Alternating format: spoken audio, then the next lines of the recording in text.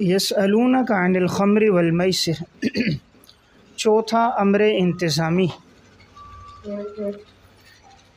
امور انتظامیہ کا تذکرہ چل رہا تھا، تو اس میں چوتھے نمبر پر جو امر انتظامی ہے وہ ہے النہی عن شرب الخمر والمیسر، النہی عن شرب الخمر والمیسر، کہ ممانعت ہے کہ انسان شراب سے اور جوئے سے اپنے آپ کو بچائے۔ یسألونک عن الخمر والمیسر، کہ وہ سوال کرتے ہیں آپ سے شراب کے بارے میں اور جوئے کے بارے میں۔ قل فیہما اسم کبیر، آپ فرما دیجئے کہ ان دونوں میں گناہ ہے بڑا۔ ومنافع للناس، اور اس میں کچھ منافع ہیں لوگوں کے لیے۔ واسمہما اکبر من نفعہما، اور ان دونوں کا گناہ بڑھ کر ہے ان دونوں کے نفع سے۔ ویسألونک ماذا ينفقون، اور وہ آپ سے سوال کرتے ہیں کہ وہ کیا خرچ کریں۔ قل العفو، فرما دیجئے جو ضرورت سے زائد ہو، العفو جو ضرورت سے زائد ہو۔ کذالک یبین اللہ لکم الآیات، اسی طرح اللہ بیان کرتا ہے تمہارے لیے نشانیوں کو، لعلکم تتفکرون، تاکہ تم لوگ اس میں غور و فکر کرو۔ دیکھیں یہاں سوال یہ ہے کہ وہ سوال کرتے ہیں آپ سے جوئے کے بارے میں اور آپ سے شراب کے بارے میں۔ شراب کے بارے میں جو حرمت آئی ہے وہ تدریجاً آئی ہے، آہستہ آہستہ۔ ایک دم شریعت نے یہ نہیں کہا کہ تمہارے اوپر شراب حرام ہے، بلکہ شریعت نے آہستہ آہستہ اس کی حرمت کا تذکرہ کیا۔ سب سے پہلے شراب کی حرمت کے بارے میں جس آیت کے اندر تذکرہ ہوا تھا اجمالاً، وہ سورہ نحل کی آیت ہے۔ سورہ نحل آیت نمبر 67، وَمِن ثَمَرَاتِ النَّخِيلِ وَالْأَعْنَابِ تَتَّخِذُونَ مِنْهُ سَكَرًا وَرِزْقًا حَسَنًا، پھلوں میں سے، انگوروں میں سے کہ تم بناتے ہو ان سے نشاور چیز اور تمہارے لیے رزق ہے بہتر، یقیناً اس میں نشانیاں ہیں عقل مندوں کے لیے۔ ابھی جو جملہ ہے تتخذون منہ سکرا، کہ تم اس انگور سے بنا رہے ہو اپنے لیے نشاور چیز، تو قرآن میں یہ پہلی آیت تھی جس سے اشارہ ہو رہا تھا کہ انسان اس سے اپنے لیے کوئی نشاور چیز نہ بنائے۔ تو اس سے بعض لوگ سمجھ گئے کہ شراب میں نشہ ہے۔ دوسری مرتبہ جو شراب کے بارے میں آیت ہے وہ یہ ہے، جو آیت ہم یہ ابھی پڑھ رہے ہیں، یسألونک عن الخمر والمیسر، کہ یہ لوگ شراب کے بارے میں پوچھ رہے ہیں، تو حکم یہ آیا کہ ان دونوں میں تھوڑے بہت منافع ہیں لیکن اس میں گناہ زیادہ ہے۔ اس سے بھی عقل مند لوگ سمجھ گئے کہ جب اس میں نقصان زیادہ ہے اور نفع کم ہے تو انسان اس چیز سے بچے جس میں نفع کم ہو اور نقصان زیادہ ہو۔ تیسری مرتبہ شراب کے بارے میں وہ یہ آیت تھی، حضرت عبد الرحمن ابن عوف رضی اللہ تعالیٰ عنہ نے دعوت کی، اور اس وقت شراب کی حرمت نہیں آئی تھی، تو دعوت میں بعض نے شراب پی، اس کے بعد نماز کا وقت ہو گیا۔ جب انہوں نے نماز پڑھائی تو سورہ کافرون تلاوت کی گئی، تو حضرت علی رضی اللہ تعالیٰ عنہ نے تلاوت کی، اور اس میں لا اعبد ما تعبدون کی جگہ ان سے لفظ لا نشے میں انہوں نے نہیں پڑھا، اور کیا پڑھا؟ اعبد ما تعبدون۔ تو اب چونکہ معنی بالکل تبدیل ہو گیا نا، کہ میں بھی انہی کی عبادت کرتا ہوں جس کی تم عبادت کرتے ہو، تو قرآن کریم کی پھر یہ آیت نازل ہو گئی کہ اے ایمان والو لا تقربوا الصلاۃ وانتم سکارا، کہ تم جب نشے کی حالت میں ہو تو نماز کے قریب نہ جاؤ۔ تو اب اس سے بھی جو دانا اور عقل مند تھے وہ سمجھ گئے کہ شریعت کا مقصود ہے کہ انسان نشے سے بچے۔ اس وقت اب یہ صحابہ دعا کرتے تھے کہ اللہم بین لنا فی الخمر بیانا شافیا، اللہم بین لنا فی الخمر بیانا شافیا، یا اللہ شراب کے بارے میں کوئی واضح حکم نازل فرما دے۔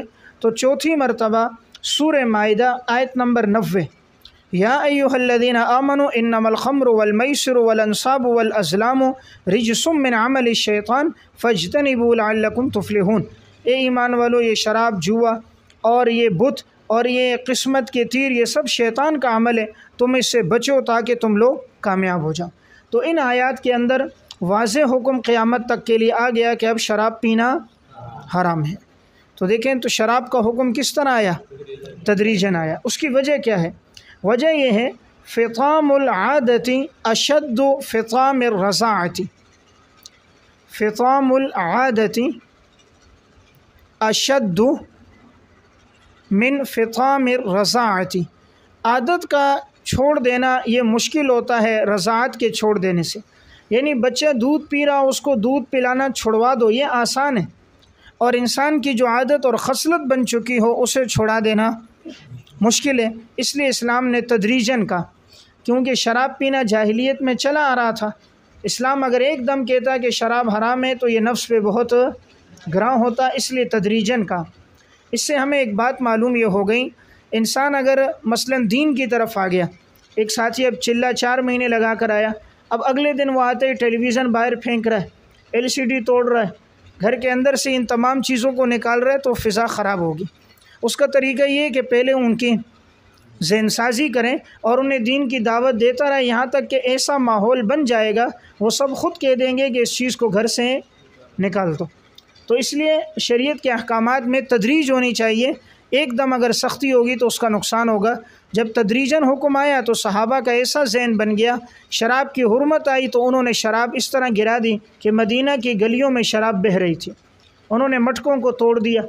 تو اس سے معلوم ہوا کہ انسان احکامات میں تدریج پہ عمل کرے۔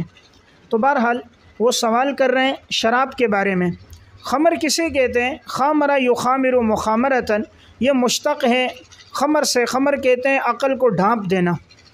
تو چونکہ اس نشے میں بھی یہ انسان کی عقل کو ڈھانپ دیتا ہے، شراب پینے کے بعد انسان اپنے ہوش و حواس میں نہیں رہتا اور اسے حلال اور حرام کی، چھوٹے اور بڑے کی تمیز نہیں رہتی، اس لیے منع کیا۔ دوسری چیز جوئے سے منع کیا۔ دیکھیں جوا کس کو کہتے ہیں؟ جوا یہ ہوتا ہے کہ آدمی کسی چیز کے اندر اپنے لیے شرط لگا لے، اپنے لیے شرط لگا لے، مثلاً کہ یہ کام اگر اس طرح ہو گیا میں تمہیں اتنا دوں گا، نہیں ہوا تم مجھے اتنا دے دینا۔ جیسے عموماً کرکٹ پہ جوا لگ رہا ہوتا ہے، تو اگر فلاں جیت گئے میں آپ کو اتنا دوں گا، اور اگر فلاں جیتا آپ مجھے اتنا دو گے، تو یہ شریعت میں جوا شرط لگا لینا، کسی کام کے اندر شرط لگا لینا، اس سے اسلام نے منع کیا۔ اس کی وجہ کیا ہے؟ وجہ اس کی یہ ہے کہ اس میں عموماً ایک آدمی کو نفع ہے، دوسرے کا بڑا نقصان ہے۔ دیکھیں عموماً جواری جو ہوتے ہیں وہ اپنی ساری دولت لگا لیتے ہیں، اسی امید پر ہو سکتا ہے آگے جیت جاؤں گا، ساری دولت لگ جاتی ہے، بسا اوقات بیوی بچوں کا بھی سودا کر دیتے ہیں، ہمیشہ کے لیے پریشان ہوتے ہیں۔ تو اس میں نفع کی امید اتنی نہیں ہوتی جتنا عموماً نقصان ہوتا ہے۔ اور انسان جوئے میں چاہتا ہے کہ چند دنوں کے اندر ہی نا، صبح غریب تھا رات کو امیر ہو جائے، کروڑوں روپے کا کیا بن جائے، مالک بن جائے، ایسے الادین کا چراغ جسے رگڑے اور پیسے برسنا شروع ہو جائے۔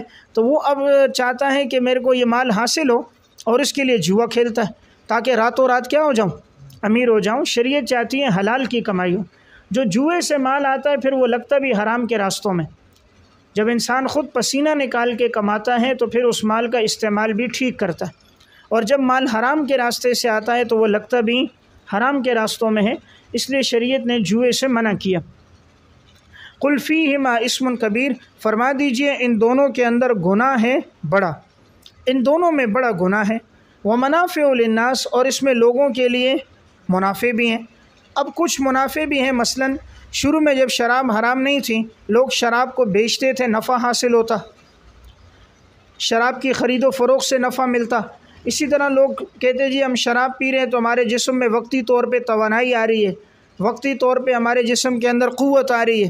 اسی طرح جوئے میں وقتی طور پہ نفع مل جاتا ہے، انسان جیت گیا تو اتنا پیسہ آ گیا، آج کے دور میں پرائز بونڈ خرید لیے، وہ نام نکل گیا تو اب اس کو نفع مل گیا، وقتی طور پہ کیا ہے، نفع ہے۔ لیکن وَإِسْمُهُمَا أَكْبَرُ مِن نَفْعِهِمَا، لیکن ان دونوں کا گناہ بڑھ کر ہے ان کے نفع سے۔ تو اس سے ایک ضابطہ معلوم ہوا، ہر وہ چیز جس میں نفع بھی ہو نقصان بھی ہو، لیکن نقصان زیادہ ہو تو اس کو ترک کر دینا چاہیے۔ بات سمجھ گئے؟ اس چیز کو آدمی ترک کر دے۔ تو اسی طرح بعض چیزوں کے استعمال میں نفع نقصان ہے، تو اگر ایک آدمی اپنے بارے میں سمجھ رہا ہے کہ مجھے اس سے نقصان زیادہ ہو رہا ہے تو اسے ترک کر دینا چاہیے۔ جیسے آج کے دور میں ایک آدمی موبائل کا استعمال کر رہا ہے اور اگر وہ موبائل کا زیادہ استعمال منفی کر رہا ہے تو اب اس کے مثبت فوائد بھی ہیں نفع کے، لیکن اس میں گناہ اس کے نفع سے زیادہ ہوتا ہے، تو اگر وہ اس کا استعمال منفی رکھ رہا ہے تو اس کے لیے نقصان دہ، تو ایسے وقت میں اسے اس کو ترک کر دینا چاہیے۔ اسی طرح یہ بات بھی معلوم ہوئی اگر ایک چیز میں حلت بھی ہے حرمت بھی ہے، تو اگر کسی چیز کے اندر حلت نفع کی بات ہے تو وہ حلال ہوگی، الا یہ کہ اس کی حرمت پر دلیل موجود ہو، اور اگر کوئی چیز نقصان دہ ہے تو وہ حرام ہوگی، الا یہ کہ اس کے مباح ہونے کی دلیل موجود ہو۔ اگر نفع کی ہے تو وہ حلال سمجھی جائے گی، الا یہ کہ حرمت کی دلیل ہو، اور اگر کوئی نقصان کی چیز ہو جس میں نقصانات ہوں تو وہ حرام ہوگی، الا یہ کہ اس کے حلت کی دلیل موجود ہو، یعنی ایک ضابطے کی طرف اشارہ معلوم ہوا۔ وَيَسْأَلُونَكَ مَاذَا يُنْفِقُونَ، ذکر انفاق تیسری مرتبہ انفاق کا تذکرہ ہے، اور وہ سوال کرتے ہیں آپ سے ماذا ينفقون کہ وہ کیا خرچ کریں، قُلِ الْعَفْوَ فرما دیجئے کہ جو ضرورت سے زائد ہو۔ یہاں پر عفو منصوب ہے، اس سے پہلے ہے ينفقون العفو کہ وہ خرچ کریں اس کو جو ضرورت سے زائد ہو۔ ضرورت سے زائد ہو اس کا مطلب یہ ہے کہ یعنی اپنی ضرورت، اپنے گھر والوں کی ضرورت، اپنے اہل و عیال کی ضرورت سے جو زائد ہے وہ خرچ کریں، اس لیے کہ اگر ایک آدمی سارا مال خرچ کر رہا ہے تو بعد میں یہ پریشان ہوگا، تو پھر اب یہ لوگوں سے قرض مانگے گا، ہاتھ پھیلائے گا، اس لیے شریعت نے کہا وہ خرچ کرو جو زائد از ضرورت ہو۔ اسی طرح اللہ بیان کرتا ہے تمہارے لیے نشانیوں کو تاکہ تم لوگ ان نشانیوں میں غور و فکر کرو۔ فی الدنیا والآخرہ، اب اس سے پہلے لکھیں فی الآیات فی امور الدنیا والآخرہ، فی الآیات فی امور الدنیا والآخرہ، اس میں نشانیاں ہیں تمہارے لیے دنیا کے امور میں بھی اور آخرت کے امور میں بھی۔ فی الآیات فی امور الدنیا والآخرہ، اس میں نشانیاں ہیں تمہارے لیے دنیا اور آخرت کے امور میں، یہ جو اللہ نے تمہارے لیے احکامات بیان کیے، یعنی دنیا میں بھی اگر تم عمل کرو گے تمہارے لیے نفع ہے، اور آخرت میں بھی تمہارے لیے اس میں نفع ہے۔ دوسرا یہ کہ بعض مفسرین نے یہ فی الدنیا والآخرہ اس کا تعلق یوں ہے کذالک یبین اللہ لکم الآیات فی الدنیا والآخرہ لعلکم تتفکرون، بات سمجھ رہے؟ بعض مفسرین کے ہاں فی الدنیا والآخرہ یہ جملہ یہاں پر ہے لکم الآیات کے بعد ہے، کذالک یبین اللہ لکم الآیات فی الدنیا والآخرہ لعلکم تتفکرون، کہ اللہ تعالیٰ بیان کرتا ہے نشانیاں دنیا اور آخرت کے امور کے بارے میں تاکہ تم لوگ اس میں غور و فکر کرو۔ اب دیکھو دنیا کے امور، اس میں کیا مطلب ہوگا کہ اب یہ جو شراب اور جوئے کے احکامات ہیں دنیا کے اعتبار سے بھی اللہ نے حکم بیان کر دیا کہ دنیا میں حرام ہے، اس سے بچو، جب بچو گے تو تمہارا اپنا نفع ہوگا، شراب سے بچو گے صحت ٹھیک رہے گی، جوئے سے بچو گے، حرام سے بچو گے تو تمہاری اولاد فرما بردار اور نیک ہوگی۔ اور دوسری چیز آخرت کے اعتبار سے بھی اس میں نفع ہے، یعنی آخرت میں اللہ تعالیٰ تمہیں اس پر اجر و ثواب عطا فرمائے گا۔ وَيَسْأَلُونَكَ عَنِ الْيَتَامَى، امر انتظامی نمبر 5، 4 امور انتظامیہ کا تذکرہ ہو گیا تھا، یہ 5واں امر انتظامی ہے۔ 5واں امر انتظامی کیا تھا کہ یتیموں کے بارے میں کیا حکم ہے۔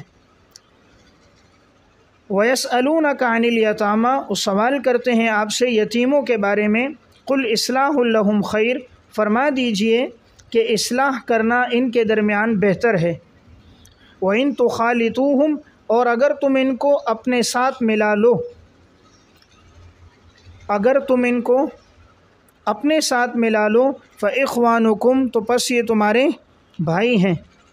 وَاللَّهُ يَعْلَمُ الْمُفْسِدَ مِنَ الْمُصْلِحِ، اور اللہ تعالیٰ فساد کرنے والے کو اور اصلاح کرنے والے کو جانتا ہے۔ وَلَوْ شَاءَ اللَّهُ لَأَعْنَتَكُمْ، اگر اللہ چاہتا تو البتہ تمہیں مشقت میں ڈال دیتا، مشقت میں، تکلیف میں اللہ تمہیں ڈال دیتا، یقیناً اللہ غالب ہے، حکمتوں والا ہے۔ دیکھیں یہاں سوال ہے کہ یہ آپ سے پوچھتے ہیں صحابہ کرام یتیموں کے بارے میں۔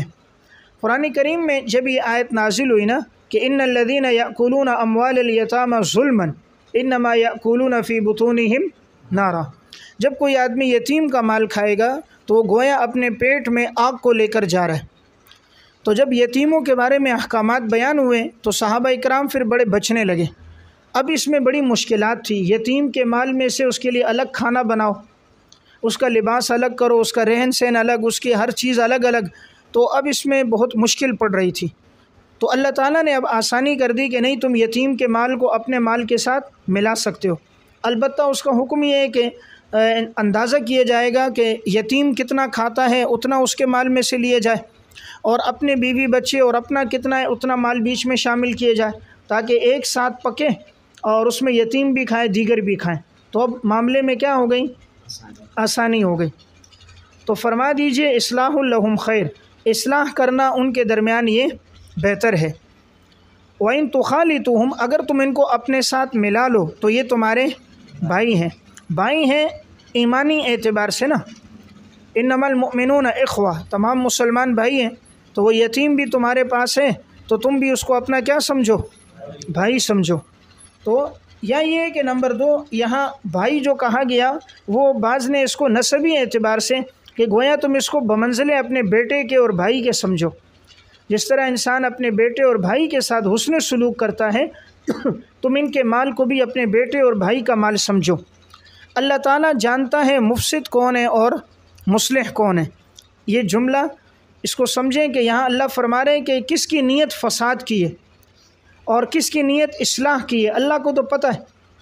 اب مثلا یتیم کے کھانے کا خرچہ 50 ہے اور وہ اس کے پیسوں میں سے ڈال رہے 200 روپے، اپنے گھر کا خرچہ بنتا ہے 500 روپے اور اپنے بیچ میں سے ڈالتا ہے مثلا 250 روپے، یتیم کا زیادہ خرچ کر رہا ہے۔ تو اب اللہ جانتا ہے فسادی کون ہے، کس کی نیت خراب ہے، اور اللہ یہ بھی جانتا ہے مصلح کون ہے۔ وَلَوْ شَاءَ اللَّهُ، اگر اللہ تعالیٰ چاہتا تمہیں مشقت میں ڈال دیتا۔ مشقت میں کس طرح کہ اللہ فرماتا یتیم کے لیے الگ پکاؤ، یتیم کے لیے کھانا الگ رکھو، بستر الگ رکھو، تو اس میں بڑی مشقت ہو جاتی، لیکن اللہ نے تمہیں مشقت میں نہیں ڈالا۔ یقیناً ان اللہ عزیز، اللہ غالب ہے۔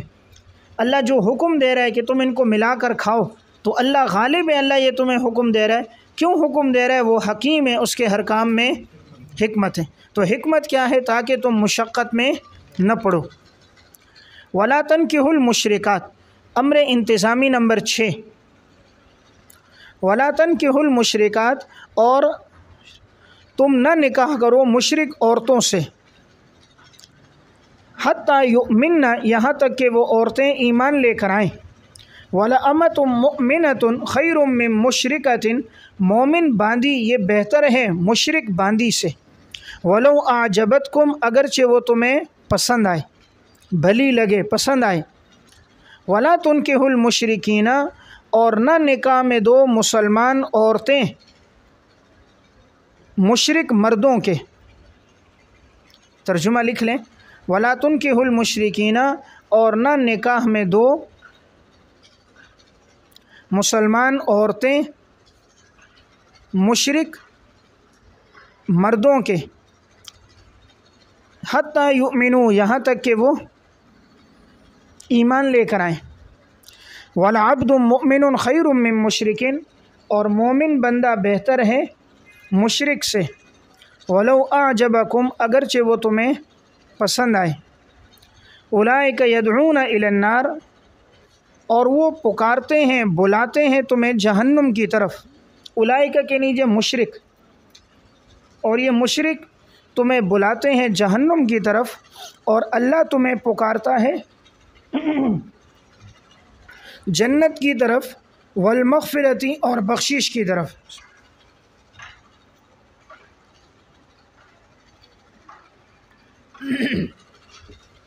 اپنے حکم کے ساتھ، وَيُبَيِّنُ آيَاتِهِ لِلنَّاسِ لَعَلَّهُمْ يَتَذَكَّرُونَ، اور وہ اللہ بیان کرتا ہے نشانیاں لوگوں کے لیے تاکہ وہ لوگ غور و فکر کریں، نصیحت حاصل کریں۔ یتذکرون، نصیحت حاصل کریں۔ دیکھیں امر انتظامی نمبر 6 کیا ہے؟ وَلَا تَنْكِحُوا الْمُشْرِكَاتِ، کہ نہ تم نکاح کرو مشرک عورتوں سے، مشرک عورت سے نکاح نہ کرو۔ وَلَأَمَةٌ مُؤْمِنَةٌ، مومن باندی تمہارے لیے بہتر ہے مشرک عورت سے، اگرچہ وہ تمہیں پسند آئے۔ دیکھیں قرآن نے منع کیا مشرک عورت سے نکاح نہ کرو، اس کی وجہ کیا ہے؟ کہا اگرچہ وہ خوبصورت ہو، وجہ آگے آ رہی ہے کہ اگر تم نکاح کرو گے تو وہ تمہیں جہنم کی طرف بلائیں گے، یعنی نکاح کرنے کی وجہ سے انسان اس کے رسم و رواج سے، عادات سے، اطوار سے متاثر ہو جائے گا، اور تو پھر وہ ذریعہ بن جائے گا جہنم کا۔ عورت اگر مشرک ہو نا، بے دین کافر ہو، تو عموماً وہ بچوں کی تربیت بھی اپنے کفر پہ کرتی ہے۔ جیسے آج کے دور میں اگر کوئی عورت یہودی ہے، عیسائی ہے، رافضی اور قادیانی ہے، تو وہ آہستہ آہستہ شوہر کو بھی قادیانی اور رافضی بنا دیتی ہے، بچوں کو بھی اپنے راستے پہ پھیر دیتی ہے۔ شوہر تو اکثر گھر سے باہر ہوتا ہے، تو اکثر وقت جو بچوں کا گزرتا ہے وہ ماں کے ساتھ، اور بچوں کو فطرتی طور پر محبت بھی ماں سے زیادہ ہوتی ہے۔ اس وجہ سے ماں جس طرف مذہب پہ چلے بچے اسی پہ چلے جاتے ہیں۔ اس لیے قرآن نے کہا کہ اگرچہ مشرک خوبصورت ہو، معلوم ہوا کہ مشرک اور بے دین عورتیں عموماً مسلمانوں سے زیادہ خوبصورت ہوں گی، اس لیے کہ دنیا ان کے لیے جنت ہے۔ الدنیا سجن المومن و جنت الکافر، تو مومن کے لیے اللہ نے جنت وہ رکھی ہے، دنیا میں اللہ نے کافر عورتوں کو حسن و جمال، کافروں کو اللہ نے مال اور دولت دے دی۔ ولا تنکحوا المشرکین، اور نہ نکاح میں دو مسلمان عورتیں مشرک مردوں کے، مسلمان عورت کبھی مشرک سے نکاح نہ کراؤ، حتیٰ یؤمنوا، یہاں تک کہ وہ ایمان لے کر آئیں۔ اسی طرح آج کے دور میں اگر کوئی دیکھے کہ بھئی مرد مشرک ہے، کافر ہے، رافضی ہے، قادیانی ہے، منکرین حدیث میں سے، اب کوئی دیکھے جی اس کے بعد دولت زیادہ ہے، یہ امریکہ اور برطانیہ میں رہتا ہے، اور اس کے پاس سرکاری اعتبار سے پیسہ بہت ہے، سرکاری ملازم ہے، تو اس وجہ سے کبھی نکاح نہ کرائے، اصل قیمت ایمان کی قیمت ہے، تو ورنہ یہ بھی بے دین ہو جائے گی۔ وَلَعَبْدٌ مُؤْمِنٌ خَيْرٌ مِّن مُشْرِكٍ، مسلمان مومن غلام یہ بہتر ہیں مشرک سے، مومن بندہ یہ مشرک بندے سے بہتر ہے۔ وَلَوْ أَعْجَبَكُمْ، اگرچہ وہ تمہیں پسند آئے، اگرچہ تمہیں پسند آئے گا، اس نے ظاہری وضع قطع، اس نے لباس جو پہنا ہوگا، پینٹ شرٹ پہنی ہے، ٹائی لٹکائی ہے، چہرے پہ داڑھی نہیں ہے، خوبصورت لگ رہا ہے تمہیں بظاہر، تو اگرچہ وہ خوبصورت نظر آئے لیکن مومن اس کے مقابلے میں بہتر ہے۔ اولئک، یہ مشرک یہ پکارتے ہیں الی النار، جہنم کی طرف بلاتے ہیں، یدعون کے نیچے سبب عدم مناکحت،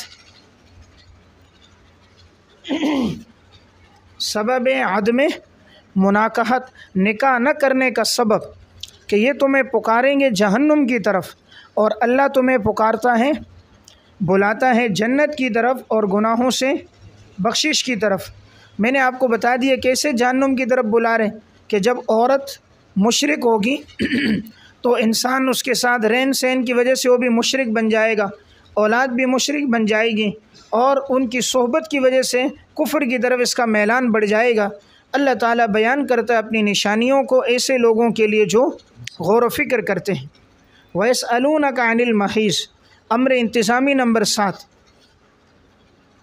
ساتواں امر انتظامی ہے کہ یہ سوال کرتے ہیں حیض کے بارے میں کہ حالت حیض میں عورت کے قریب جا سکتے ہیں یا نہیں، تو آگے اللہ رب العزت نے جواب یہ دیا ہے کہ یہ گندگی ہے، تم اس سے اپنے آپ کو بچاؤ، یعنی حکم یہ ہے کہ عورت سے حالت حیض میں مباشرت کرنا، جماع کرنا جائز نہیں ہے۔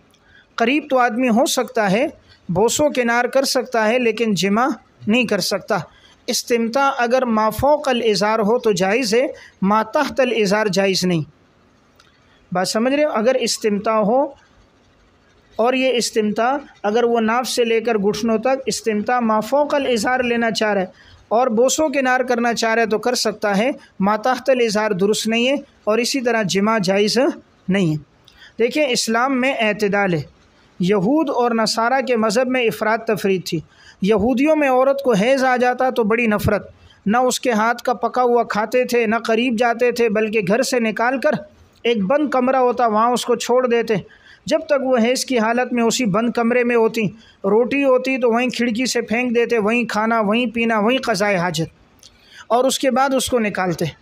نصارہ کے اندر وہاں اتنی نرمی تھی کہ وہ حالت حیض میں بھی جماع کرتے، اٹھتے بیٹھتے، کھاتے پیتے، قریب ہوتے، تو ایک جگہ بڑی نرمی اور ایک جگہ بڑی سختی۔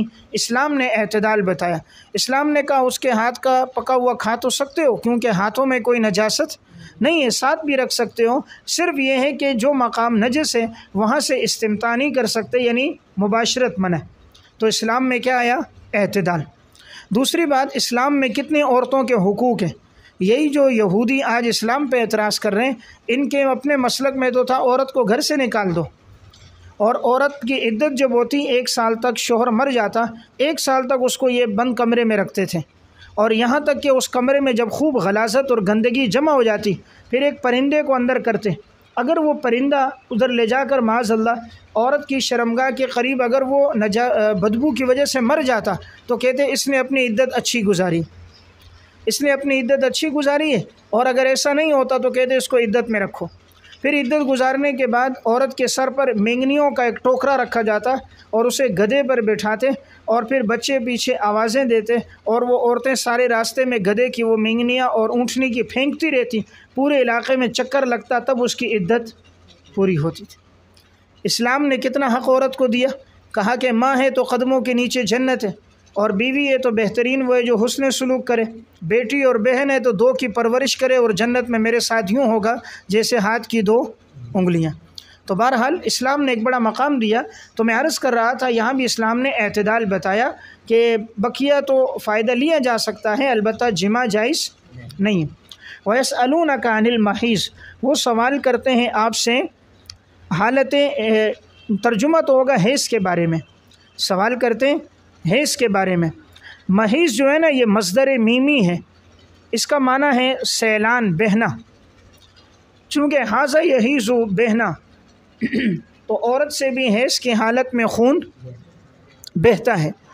اب یہاں یہ بات عورت کو یہ حیض کا خون کیوں آتا ہے، اس میں حکمت یہ ہے کہ عموماً عورت کے جسم کے اندر بیماریاں، امراض ہوتی ہیں، اور میاں بیوی کا ملاپ ہوتا ہے، تو اس کی وجہ سے جو امراض ہوتے ہیں وہ حیض کی صورت میں باہر بہہ جاتے ہیں۔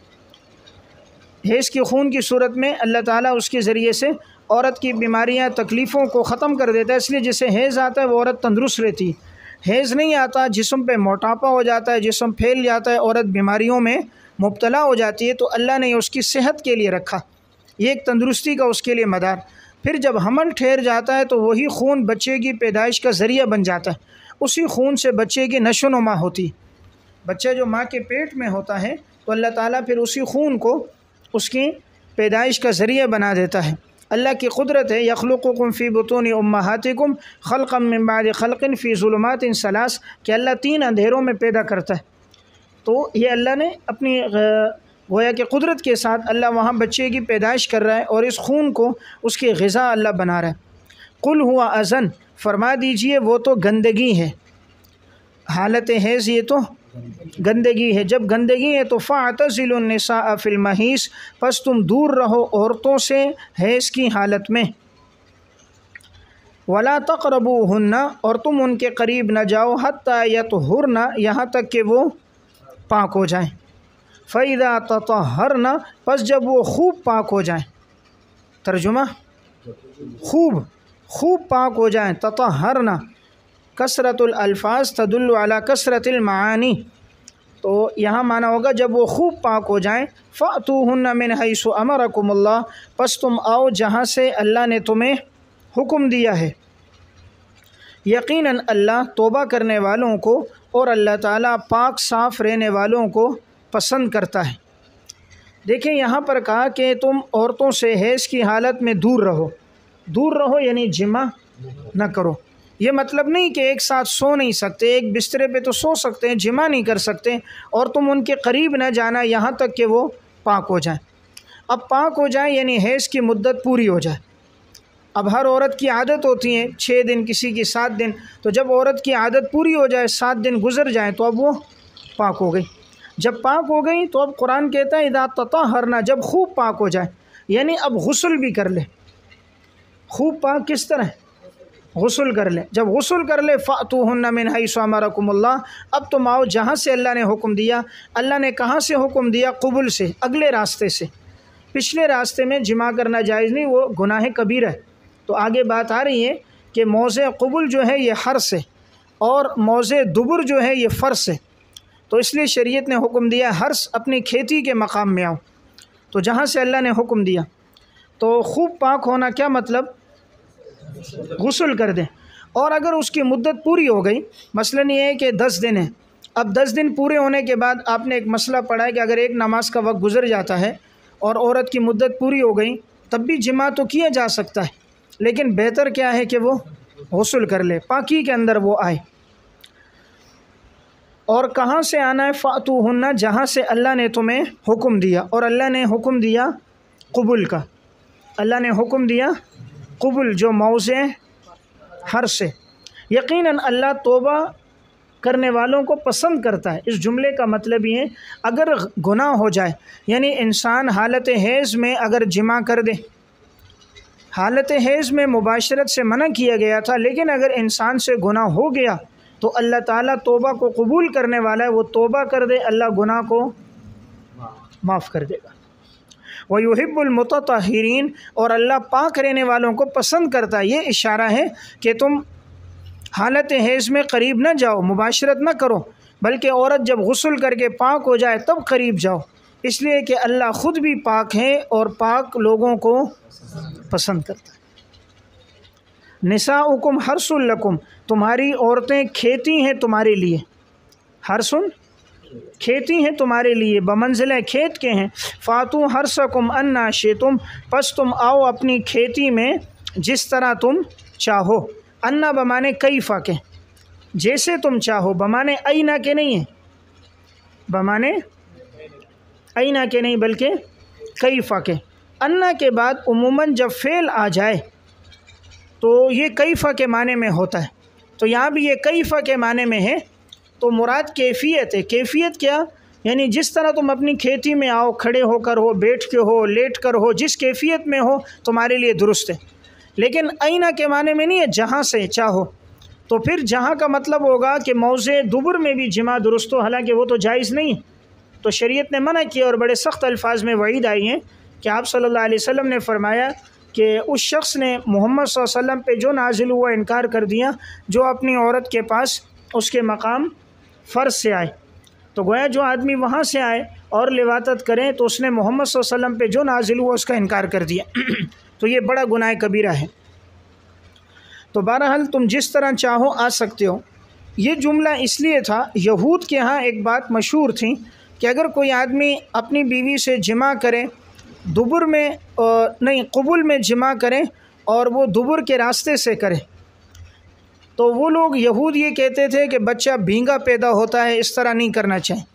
تو یہ ان کے ہاں ایک رسم تھی کہ اگر کوئی قبول میں جماع کرتا ہے اور دبر کے راستے سے تو وہ کہتے تھے بچہ بھینگا ہے، تو یہاں اجازت آ گئی نہیں کہ جماع کر سکتا ہے، جماع کر سکتا ہے، لیکن شرط یہ کہ وہ جماع کس میں ہو؟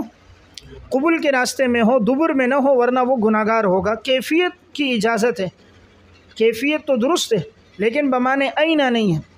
وَقَدِّمُوا لِأَنفُسِكُمْ، اور تم آگے کی تدبیر اختیار کرو۔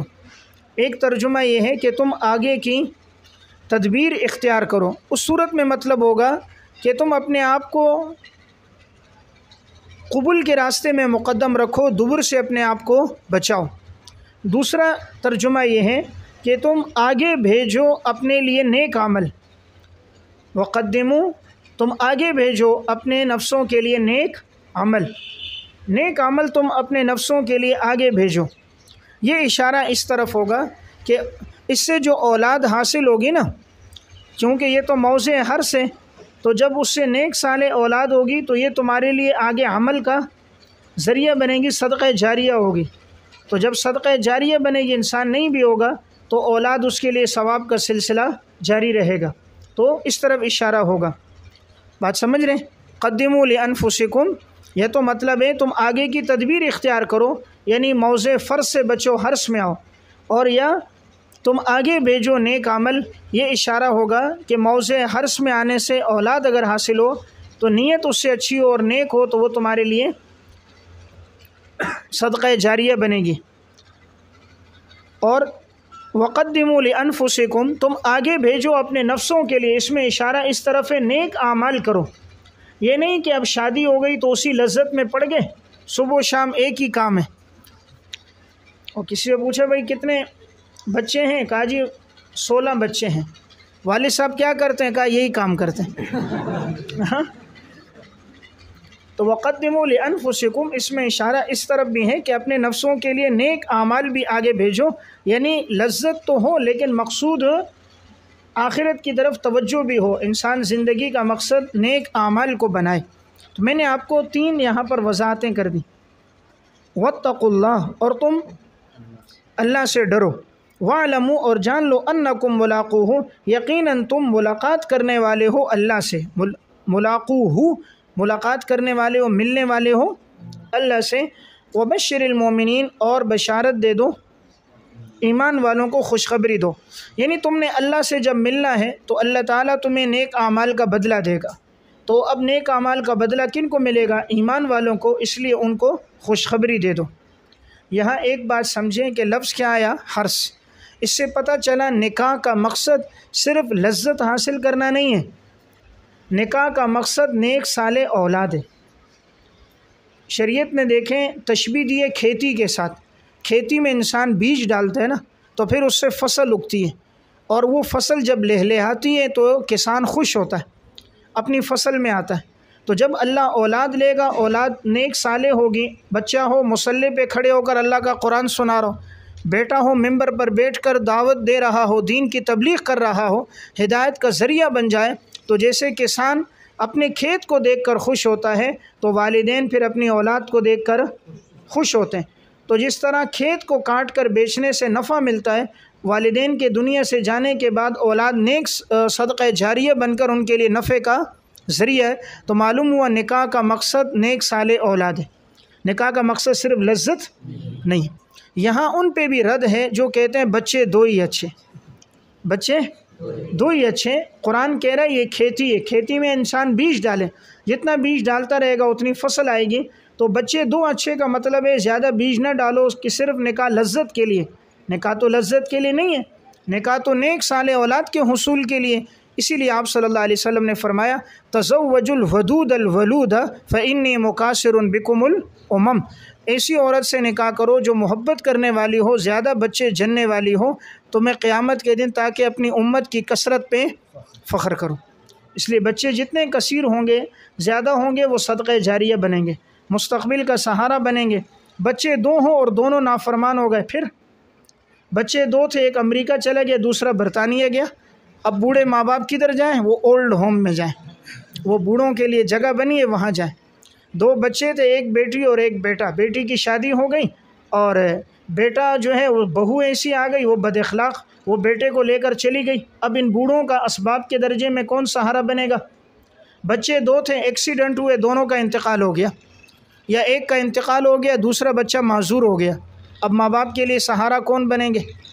لیکن بچے ہوں گے اگر 10 11 12 ہوں گے تو الحمدللہ وہ اگر کما کے لائیں گے تو وہ بچے اگر 10 15 ہزار بھی ان کی تنخواہیں ہیں تو 12 کی قیمت بن جاتی ہے کم از کم 1.5 لاکھ روپے کے لگ بھگ اس کو ماہانہ اس کے لیے آمدنی بن گئی. اور پھر ان بچوں کے جب آگے بچوں ہر ایک کے 5 بھی ہوئے تو 12 کو 5 سے ضرب دو تو 12 5 60، تو اب اس کے لیے آمدنی دگنی ہو گئی. اور پھر اس سے بڑھ کر سب سے اچھی بات کہ یہ والدین کے بڑھاپے کا سہارا ہے. اب جب یہ بوڑھے ہو گئے تو کبھی ایک بیٹے کے ہاں، کبھی دوسرے کے ہاں، کبھی تیسرے کے ہاں، تو اولاد کے لیے خدمت میں بھی دشواری نہیں ہوتی. اب بچے 2 تھے، ایک بیٹی شادی ہو گئی، ایک بیٹے کے پاس، دونوں ماں باپ بوڑھے پڑے، تو وہ گھر کا کام کاج کرے، والدین کی خدمت کرے، ذریعہ معاش اپنائے، اپنی بیوی کو رکھے، اپنے بچوں کو رکھے. مشکلیں، بچے 9 10 ہیں تو ماں باپ کبھی 1 مہینہ ایک کے پاس، ایک کبھی چترال میں، کبھی گلگت، کبھی کشمیر، کبھی کراچی، کبھی سوات. اور پھر آگے پوتے اور نواسے موجود ہیں، ان کی زندگی اچھی ہوگی. کبھی دادا پوتوں کے ساتھ کھیلے گا اور نانی اپنی کبھی نواسیوں کے ساتھ، کبھی پوتیوں کے ساتھ. تو ان کو اپنے مستقبل کا، بڑھاپے کا ایک خوشی اور راحت کا ذریعہ مل جائے گا. تو گویا ماں باپ کی زندگی بھی اچھی گزرے گی، نیک صالح اولاد کا ذریعہ بھی بنے گا، دنیا اور آخرت ہے. تو بہرحال وقدموا لانفسکم، تم آگے بھیجو نیک عمل. لیکن یہاں یہ مطلب نہیں کہ بچے پیدا تو کر دیے جائیں اور پھر ان بچوں کی تربیت نہ کی جائے. یہ نہیں کہ بچہ پیدا ہوا گلی میں چھوڑ دیا، وہ بچہ ہو پھر اس کے لیے تربیت بھی ہو. برمیوں کے ہاں میں جاتا ہوتا ہوں تو کمپوزنگ کے لیے ایک ساتھی ہے جو کمپوزنگ کرتا ہے، تو وہاں موٹر سائیکل چلانا بڑا مشکل کام ہے. وہ ایک گلی سے بچے ادھر سے بھاگ رہے ہیں ادھر سے بھاگ رہے ہیں تو ایک پاؤں رکھنا ہوتا ہے بریک پر اور ایک ہاتھ ہوتا ہے ہارن پر اور دوسرے میں کلچ ہوتا ہے، کہیں سے کوئی سامنے نمودار نہ ہو جائے۔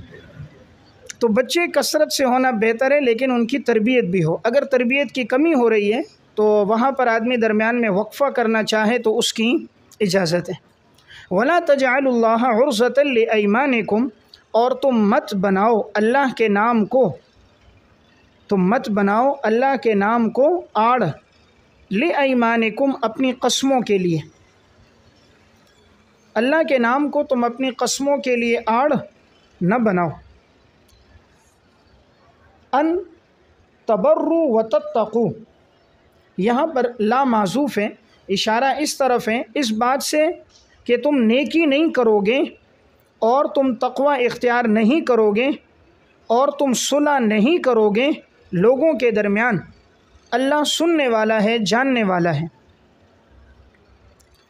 ولا تجعلوا امر انتظامی نمبر 8 ہے، اور اس کے ساتھ یمین کی اقسام کا تذکرہ بھی آگے آ رہا ہے۔ یمین کی 3 قسمیں آگے آئیں گی، یمین منعقدہ، یمین غموس اور یمین لغوہ، 3 قسموں کا بیان آگے آئے گا۔ تو دیکھیں یہاں ہے کہ تم مت بناؤ اللہ کے نام کو اپنے لیے آڑ، اللہ کے نام کو تم آڑ نہ بناؤ اس بات سے کہ تم نیکی نہیں کرو گے، تقوی اختیار نہیں کرو گے اور صلح نہیں کرو گے لوگوں کے درمیان۔ دیکھیں یہ آیت جو ہے اس کا نزول اس میں تھا کہ ہوتا یہ تھا جاہلیت میں اگر کوئی آدمی کسی بات پر قسم کھا لیتا کہ میں یہ نیک کام نہیں کروں گا، مثلا صلح نہیں کرواؤں گا، نیکی کا کام نہیں کروں گا، تو اب وہ کہتا میں نے قسم کھا لی، پھر وہ نیک کام نہیں کرتا تھا۔ تو قرآن نے اس کی نفی کی، اگر تم نے کوئی اس طرح کی قسم کھائی ہے میں نماز نہیں پڑھوں گا، صلح نہیں کرواؤں گا، تو تم اپنی قسم کا کفارہ دو اور وہ نیک کام کرو، یعنی اللہ کے نام کو آڑ نہ بناؤ۔ ہوتا یہ تھا کہ لوگ اللہ کے نام کو آڑ بناتے تھے۔ آڑ بنانے کا مطلب کہ اللہ کے نام کی وجہ سے وہ لوگ نیک کام کو ترک کر دیتے، تو اللہ تعالیٰ نے فرمایا تم میرے نام کو آڑ نہ